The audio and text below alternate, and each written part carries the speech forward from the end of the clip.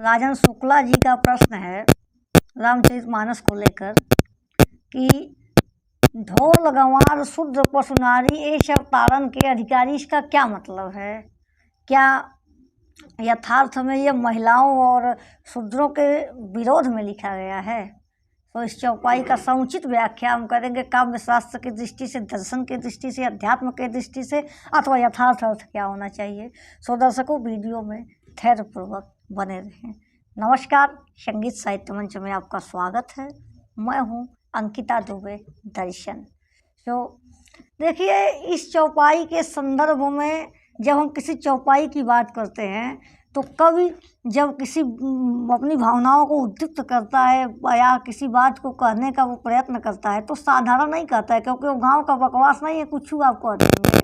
वो अपनी बुद्धिमत्ता का प्रयोग करता है, अपनी पांडित्य का संपूर्ण परिचय देने का वहाँ प्रयत्न करते हैं। और गोस्वामी तुलसीदास जी तो महाकवि हैं, दिव्य कवि हैं, संत हैं, परम महान आत्मा है, वो गलती कैसे कर सकते हैं?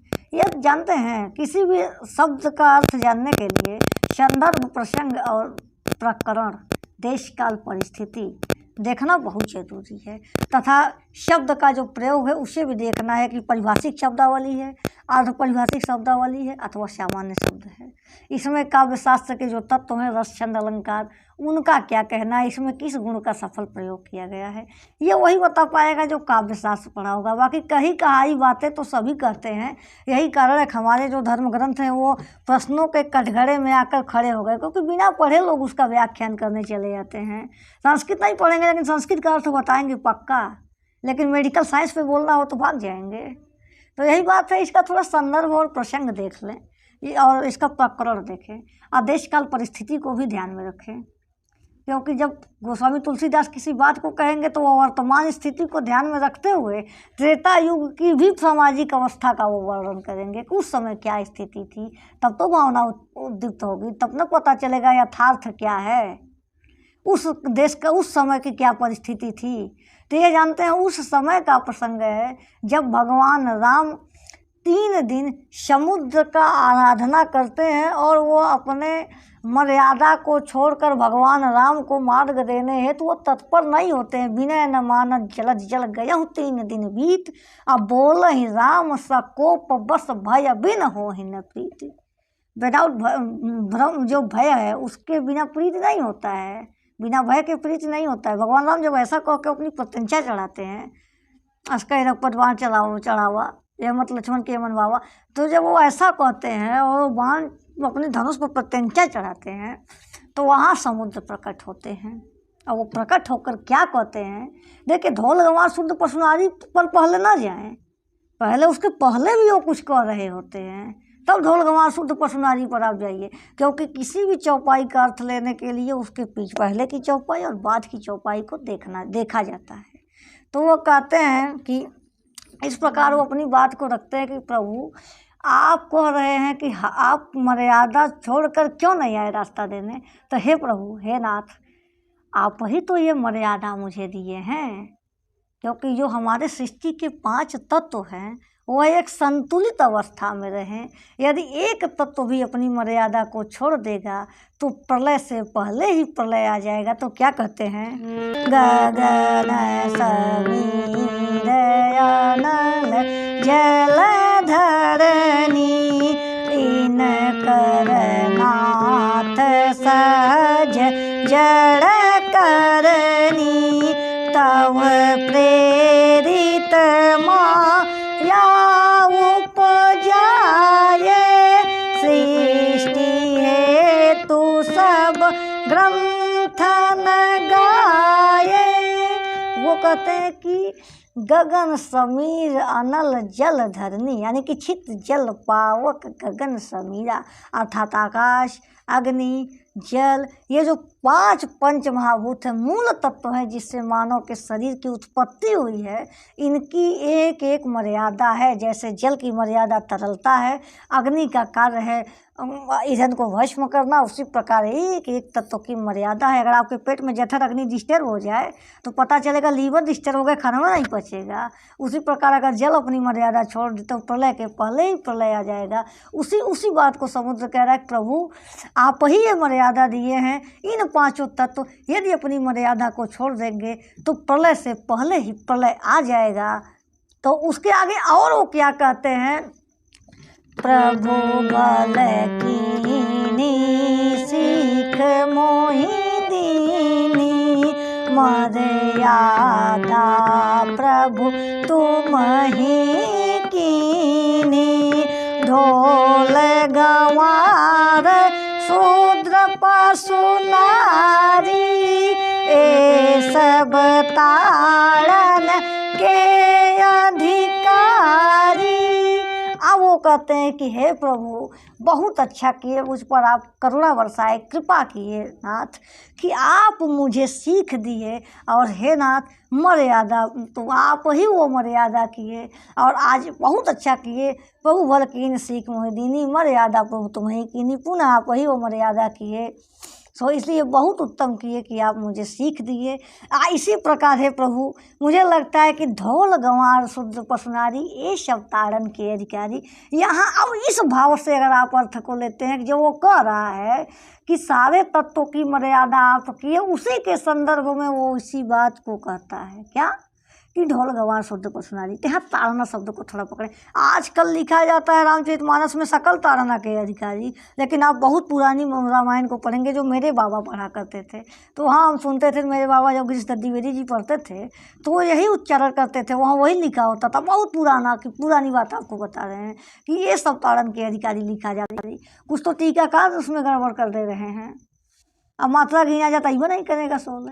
तो ये सब ताड़न के अधिकारी उसमें लिखा था। और ताड़ना का अर्थ होता है शिक्षा देना, संवारना। एक चीज़ और यहाँ देखें, ढोल गंवार शुद्ध तथा पशु एवं नारी, इनके संदर्भ में ताड़ना शब्द अलग अलग प्रयुक्त होगा। इसका कारण जानते हैं, काव्य शास्त्र की दृष्टि से अगर आप विचार करेंगे तो ताड़ना का अर्थ यहाँ शिक्षा से लिया जाएगा, शिक्षा से लिया जाएगा। और ताड़ना शब्द में श्लेष अलंकार का सफल प्रयोग है, क्योंकि श्लेष का अर्थ होता है चिपका हुआ। तो ताड़ना में, ताड़न में जो अर्थ है इन पांचों के संदर्भ में चिपका हुआ है।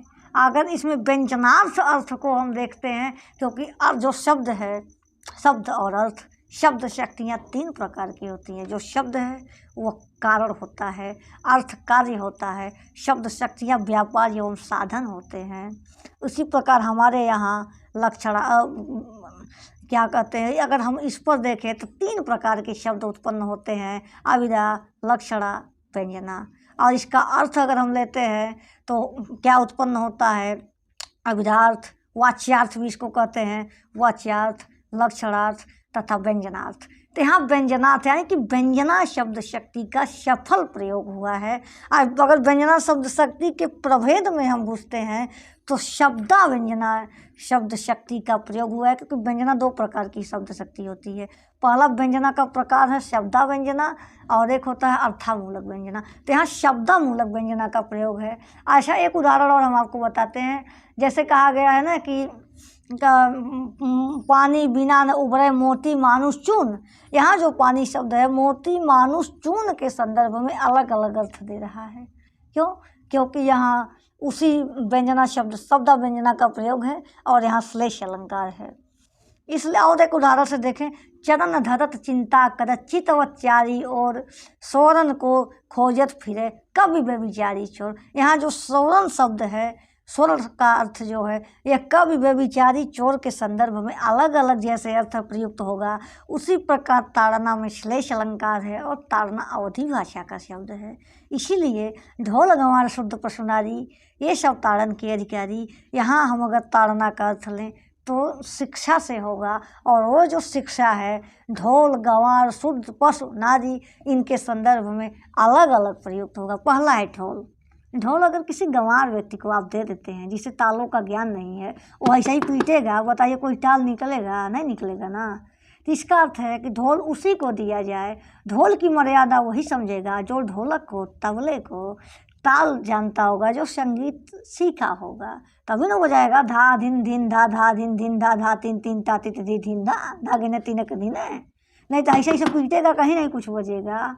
तो यहाँ ढोलक का अर्थ है, अगर हम ढोलक को आराम से संगीत शास्त्र के अनुसार उसको पढ़ करके बजाने का प्रयत्न करेंगे तो बहुत सुंदर अर्थ देगा। यह ढोल की मर्यादा है। अब गंवार, अरे गंवार जो होता है ग्रामीण लोगों को कहा जाता है। गंवार का अर्थ गाँव, मतलब गंवार नहीं होता है तो पढ़ा लिखा नहीं है।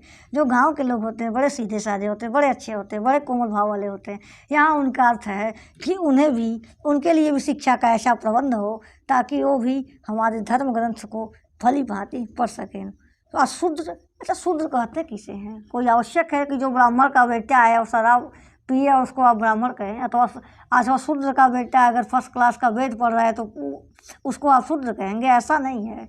हमारे यहाँ कहा कि जन्मना जायते शूद्र संस्कारा दुजुच्यते वेद पाठी भवेद विप्रः ब्रह्म जानान्तु ब्राह्मणा।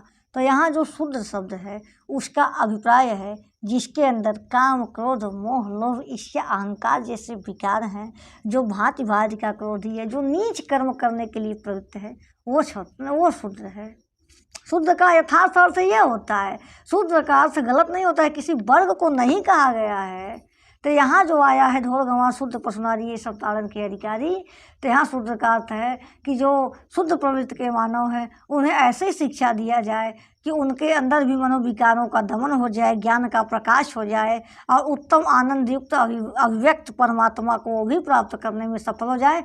ऐसा समाज में व्यक्ति जो धर्म को नहीं जानता है, यथार्थ से परिचित नहीं है। इसी प्रकार ढोल गंवार शुद्ध पशु। अच्छा पशु जो है इसके संदर्भ में देखें तो दो प्रकार के पशु हैं, एक है हिंसक पशु, एक अहिंसक पशु। तो दोनों के साथ एक व्यवहार आप यहाँ नहीं करेंगे। हिंसक पशु को आप कुछ दंड उत्पीड़न दे करके कंट्रोल करेंगे, उन्हें अपने वश में करेंगे। और जो हिंसक पशु नहीं है, अहिंसक है, उन्हें प्रेम से आप वश में कर सकते हैं। तो यहाँ पशु को वश में करने की स्थिति है, जैसा पशु है उसके साथ वैसा व्यवहार किया जाए। और नारी, तो नारी का अर्थ होता है नौअरी। नारी किसी की शत्रु नहीं होती है।